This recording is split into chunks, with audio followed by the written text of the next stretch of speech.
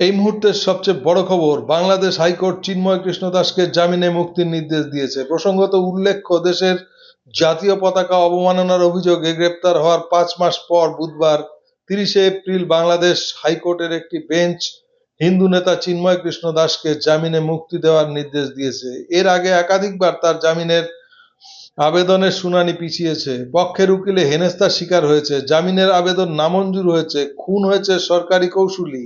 অবশেষে দীর্ঘ টালবাহানার পর মাঝখানে একাধিক আন্তর্জাতিক মানবাধিকার সংগঠনের চাপে মঞ্জুর হয়েছে জামিনের আবেদন। অথচ অভিযোগটা ছিল লঘু অপরাধের জন্য, যেই জন্য জামিন হওয়ার কোনো কারণই নেই।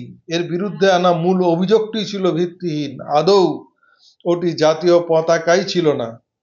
গত 31শে অক্টোবর 2024 চট্টগ্রামের কোতোয়ালি থানায় চিন্ময় কৃষ্ণ দাস এবং আরও 18 জনকে বাংলাদেশের জাতীয় পতাকা অবমাননার অভিযোগে একটি মামলা দায়ের করা হয়। ইসকনের প্রাক্তন নেতা চিন্ময় কৃষ্ণ দাসকে গত বছরের 25শে নভেম্বর ঢাকার হজরত শাহজালাল আন্তর্জাতিক বিমানবন্দর থেকে গ্রেপ্তার করা হয়।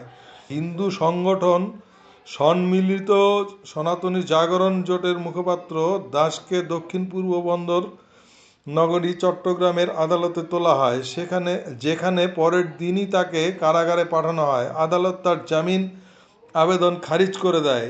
এরপর দীর্ঘ টালবাহানা চলে। দাসের গ্রেপ্তারের পর ঢাকা এবং অন্যান্য স্থানে ব্যাপক বিক্ষোভ শুরু হয় এবং তার অনুসারীরা বিক্ষোভ করে। দাসকে কারাগারে পাঠানোর কয়েক ঘন্টা পরেই বন্দর নগরীতে সরকারি কৌঁসুলি সাইফুল ইসলাম আলিফকে কুপিয়ে হত্যা করা হয়। 5ই আগস্ট ছাত্রদের নেতৃত্বে প্রধানমন্ত্রী শেখ হাসিনাকে ক্ষমতাচ্যুত করার 3 মাসেরও কম সময়ের মধ্যে এই ঘটনাটি বাংলাদেশ ও ভারতের মধ্যে একটি ইস্যু হিসেবে আবির্ভূত হয়। নয়াদিল্লি তার আটকের বিষয়ে উদ্বেগ প্রকাশ করে। হাসিনা ভারতে পালিয়ে যাওয়ার পর 8ই আগস্ট মোহাম্মদ ইউনূস অন্তর্বর্তীকালীন সরকারের প্রধান উপদেষ্টার দায়িত্ব গ্রহণ করেন। বাংলাদেশের আদালত চিন্ময় কৃষ্ণ দাসের জামিন নামঞ্জুর করে। এই ঘটনাটি বাংলাদেশে কট্টর মৌলবাদের দ্বারা উগ্রপন্থী হিন্দু এবং অন্যান্য সংখ্যালঘুদের উপর একাধিক আক্রমণের পরপরই ঘটেছে।